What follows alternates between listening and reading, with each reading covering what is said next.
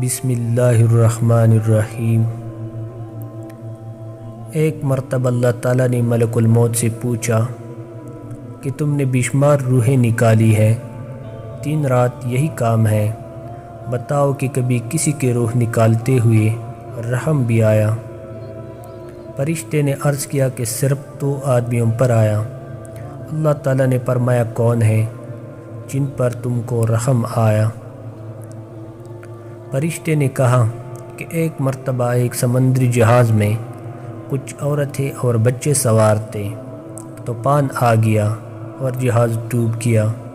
کچھ لوگ غرق ہو گئے اور کچھ لوگ تختوں پر تیرتے ہوئے اپنی جان بچانے میں کامیاب ہوئے۔ جہاز میں ایک حاملہ عورت تھی، کشتی کا ایک بڑا تختہ اس کے ہاتھ آ گیا۔ اندھیرے اور طوفانی رات اور سمندر کے بیچوں بیچ وہ عورت تختے سے چمٹی رہی۔ اسی حالت میں اس نے بچے کو جنم دیا اور بچے کو اپنے سینے سے لپٹا لیا۔ اس حالت میں بچے کی نہ کھانے پینے کا بندوبست تھا اور نہ حفاظت کی۔ اس حالت میں اے اللہ آپ کا حکم تھا کہ اس عورت کی روح قبض کر لی جائے۔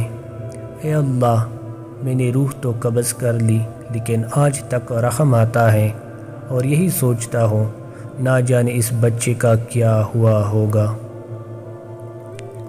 اللہ تعالیٰ نے پوچھا تجھے دوسرے مرتبہ کس پر رحم آیا؟ ملک الموت نے عرض کیا کہ شداد نامی آپ کا ایک نافرمان بندہ تھا جسے آپ نے بچات اور مال و دولت کی فراوانی عطا فرمائی تھی۔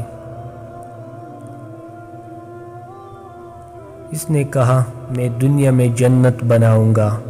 پھر اس نے جنت بنانا شروع کی اور اربوں کربوں دینار خرچ کرتا رہا، اور اس نے طے کر لیا کہ جنت پوری تیار ہو جانے کے بعد ہی اس میں داخل ہوگا۔ برسوں انتظار کے بعد جب جنت میں داخلے کا وقت آیا، ابھی اس کا ایک قدم اس کی جنت کے اندر اور دوسرا باہر تھا کہ آپ کا حکم ہوا کہ اس کی روح کو قبض کر لو۔ میں نے روح کو قبض کر لیا، مگر آج تک رحم آتا ہے کہ اتنے برسوں کی محنت اور مال خرچ کر کے بھی اسے اپنی جنت دیکھنا نصیب نہ ہوئی۔ اللہ تعالیٰ نے فرمایا اے ملک الموت، تجھے ایک ہی آدمی پر 2 مرتبہ رحم آیا۔ تجھے معلوم نہیں کہ یہ شداد وہی بچہ تھا جس کی ماں کی روح تم نے اندھیری اور طوفانی رات میں قبض کی تھی۔